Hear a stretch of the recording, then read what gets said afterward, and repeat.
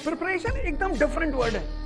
अब जिस लाइन को पढ़ो अगर तुम्हें वो ना समझ में आए, एजुकेशन का सबसे इंपॉर्टेंट पार्ट। डिप्रेशन उनको नहीं होता जो मेहनत नहीं करते, वो मस्त रहते। 15 घंटे जो लोग पढ़ते हैं ये बड़ी मुसीबत में रहते हैं।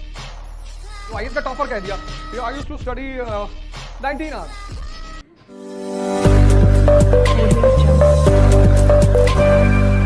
इस तैयारी का जो मतलब है प्रिपरेशन, बिना पढ़े तो तुम दे ही नहीं सकते, लेकिन सिर्फ पढ़ने से कुछ होगा ही नहीं। इसलिए जितने लोग प्रिपरेशन करने आते हैं आईएएस की और सिर्फ पढ़ने पे बहुत ध्यान देते हैं, मतलब 15 आवर्स पर डे पढ़ते हैं, बहुत सारे लोग पढ़ते हैं। कुछ लोग तो धीरे जबान में 16 भी बोल देते हैं। अब अगर टॉपर हैं तब तो तुम कुछ बोलोगे नहीं। अब जो आईएएस का टॉपर कह दिया कि I used to study 19 hours, तो तुम भले ही सर झुका के कुछ उल्टा सीधा बोल लो, लेकिन उस वक्त मान लोगे कि पढ़ता होगा।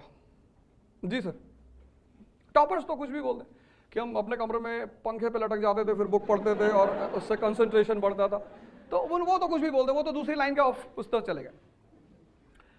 15 घंटे जो लोग पढ़ते हैं ये बड़ी मुसीबत में रहते हैं, बहुत। 15 घंटे ऑन चेयर। अब ये मेहनत बहुत कर रहा है, बहुत मेहनत कर रहा है। मतलब जो आदमी 15 घंटे चेयर पे बैठा है वो तो बहुत मेहनत कर रहा है, क्योंकि 24 घंटे में 10 घंटे पर्सनल लाइफ को तो चाहिए ही चाहिए। उस 10 में से तुमने एक काट लिया, तभी तो 15 हुआ भाई। 24 में से 10 तुम्हें पर्सनल, उसमें से 7 तो सोने के लिए चाहिए, वो तो तुम काट ही नहीं सकते, नहीं तो आगरा किसी हॉस्पिटल में बैठे मिलोगे। 24 घंटे हैं, 24 में तुम 15 घंटे चेयर पे बैठते हो, तो तुम सोचो तुम कितनी मेहनत कर रहे हो, और उस मेहनत के बाद अगर तुमको रिजल्ट नहीं मिल रहा है तो डिप्रेशन होना स्वाभाविक है।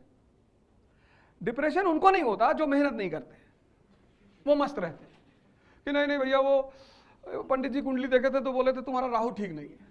ये सब इस तरह की बातें करने वाले लोग हैं। लेकिन जो मेहनत करते हैं, क्योंकि समाज क्या मानता है, रिजल्ट, वो तुम्हारे मेहनत को नहीं देखता। तुम 15 पढ़ते थे, 16 पढ़ते थे, तुम क्या कर, वो सिर्फ रिजल्ट देखता है। इसलिए सबसे ज्यादा डिप्रेशन उन लोगों को होता है जो बहुत मेहनत करते हैं। लेकिन इसमें एक लड़का ऐसा, ये ए, बी क्या करता है, ये 7 घंटे चेयर पे बैठता है, 7, और 6 घंटे ये डाइजेशन को देता है एवरी डे। सोचना, मनन करना, विचार करना, एजुकेशन का सबसे इंपॉर्टेंट पार्ट। तो ये इस 15 वाले से कितने घंटे कम पड़ रहा है? 7 और 6, 13, 2 घंटे कम पड़ रहा है। लेकिन ये बी का सिलेक्शन होगा, और ये देखने में क्या लगेगा कि ये कम पड़ता है। बहुत सारे लोग होते हैं जो कहते हैं भैया अरे हम जानते हैं जो 7th रैंक आई है जिसकी, मेरा ही रूम पार्टनर था, 5 ही 6 घंटे बैठ के पढ़ता था। तो तुमने उसका बैठने वाली टाइमिंग देखी? वो जो सोचने वाली टाइमिंग है,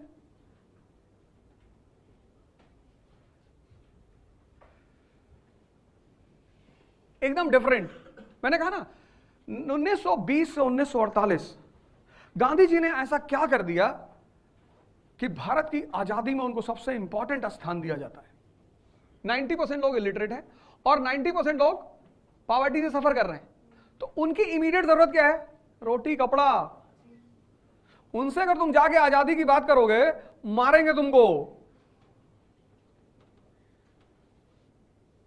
तो ये पार्टी कहां बनी? लंदन में। देखो इंडिया में नहीं बनी, बनी नहीं सकती थी। कनेक्ट करो दोनों को, इन दोनों को कनेक्ट करो। इस बैकग्राउंड में क्या इंडिया में पॉलिटिकल पार्टी बनना संभव था? नहीं संभव था। तो पार्टी कहां बनी? लंदन में। अब लंदन में बनाने से दादा भाई को क्या फायदा हुआ? वहां चुनाव लड़ा उन्होंने लेबर पार्टी की टिकट से, ब्रिटेन के पार्लियामेंट में गए। क्यों? ब्रिटेन के पार्लियामेंट को इन्फॉर्म करने कि साहब हमारी स्थिति बहुत खराब है, साहब हम आपके सब्जेक्ट है साहब। 1858 के एक्ट के बाद यही तो है मॉडर्न इंडिया, 1757 टू 1857 कौन है रूलर इंडिया का? Company, east India company. और 1857 टू 1947 अब कौन है? क्राउन। यहां पे जब राजा राम मोहन रॉय इंग्लैंड गए तो ब्रिटिश क्राउन ने कहा कि सॉरी, हम कुछ कर ही नहीं सकते। राजा ने कहा क्यों? बोले यार तुम्हारा देश हमारी कब्जे में थोड़ी है, we are not ruling your country is ruled by a company, हम क्या करें? राजा राम मोहन रॉय ने कहा साहब है तो आप ही के यहाँ की कंपनी। हाँ बोले यार वो तो है, बट वी डोंट इंटरफियर। हालांकि ये कहना गलत था क्योंकि बोर्ड ऑफ कंट्रोल तो इन्होंने ही बनाया था। लेकिन जब यहां दादा भाई नौरोजी पार्लियामेंट में पहुंचते हैं तो who is ruling the country? Crown. अब तुम थोड़ा सा आगे बढ़ो, अब देखो चेंज क्या पैदा हो रहा है।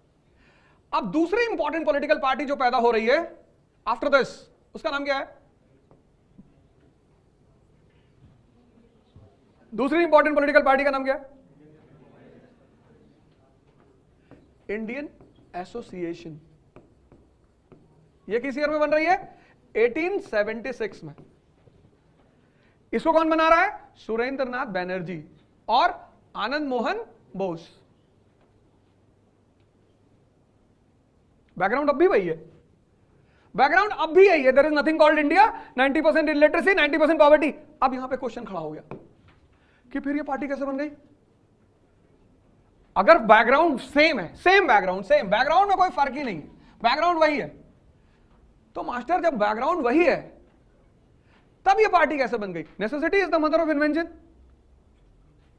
है ना? यही तो सेइंग है। Who is the mother of invention? Necessity. तो यहां कोई तो नेसेसिटी पैदा हुई होगी। कौन सी पैदा हुई? आजादी।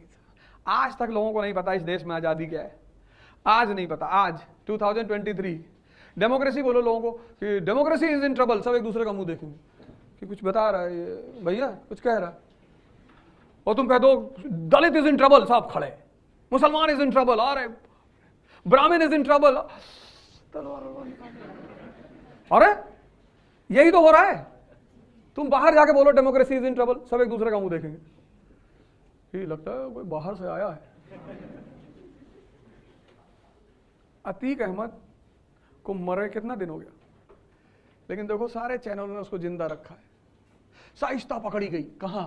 सब बैठे देख रहे 4000 लोग। यूट्यूब पे जाओ तुम, वो आदमी कब का मर गया,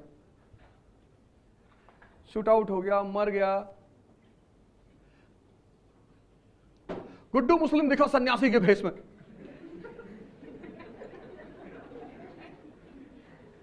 अरे तुम YouTube खोल के देखो, ये देखो इंडियन चैनल्स, अब उनकी भी गलती नहीं है। 1 अरब 50 करोड़ लोग, जिसमें 90 करोड़ बस खाली बैठे। मजा नहीं आ रहा यार, किसी लड़की नहीं भाग रही है।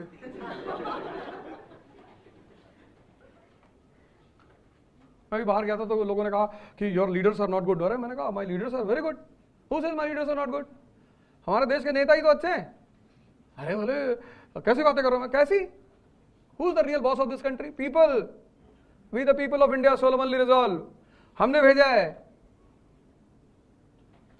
इस देश का पब्लिक बदतमीज है, इस देश की पॉलिटिशियन बहुत अच्छे हैं। जिसको तुमने भेजा वही तो बेचारे वहां बैठे हैं, वो क्या करें? तुम भेज के कहते हो भैया हम लोग को बेवकूफ बनाते हैं। बेवकूफ हो तुमको कौन बेवकूफ बनाएगा? बेवकूफ उसको बनाया जाता है जो थोड़ा सा मैच्योर हो, जो सिगरेट मुंह में उल्टी डाल के सड़क पे चला जा रहा है धुआं छोड़ते हुए, उसको पता ही नहीं पीनी है कि धुआं फेंकना है, क्या करना है। अब देखो यहां पे जब तुमने ये बात पढ़ी, ये डेवलपमेंट तुमने पढ़ा, किताब खोली तुमने, ये चीज उठाया, तो तुम्हें यहां क्वेश्चन मार्क लगाना चाहिए। ये बहुत इंपॉर्टेंट साइन है जीवन में, चाबी की तरह है, दिमाग को खोलता है ये। अभी तक तुम क्या करते थे? बुक्स में अंडरलाइन करते थे, बंद कर दो, वहां क्वेश्चन मार्क लगा दो। जब तुम बुक को अंडरलाइन करते हो, दोबारा पढ़ते हो, तो तुम्हें फील होता है कि तुम एक बार पढ़ चुके हो। लेकिन जब तुम क्वेश्चन मार्क लगाओगे और दोबारा पढ़ोगे, तो जो लाइनें तुम्हारी क्लियर नहीं होंगी वो तुम्हें हॉन्ट करेंगी कि यार ये कैसे हुआ था, यार ये क्यों हुआ था। अब देखो तुम्हारे सामने कितना बड़ा केस है ये कैसे हो गया, ये इंडियन एसोसिएशन कैसे पैदा हो गई, किसने पैसा फंड कर दिया, किसकी जरूरत पड़ गई? क्योंकि तुम्हें फॉर्मूला पता है, necessity is the mother of invention. तो किसकी जरूरत पड़ गई कि ये पैदा हो गया? किसी की तो पड़ी होगी ना।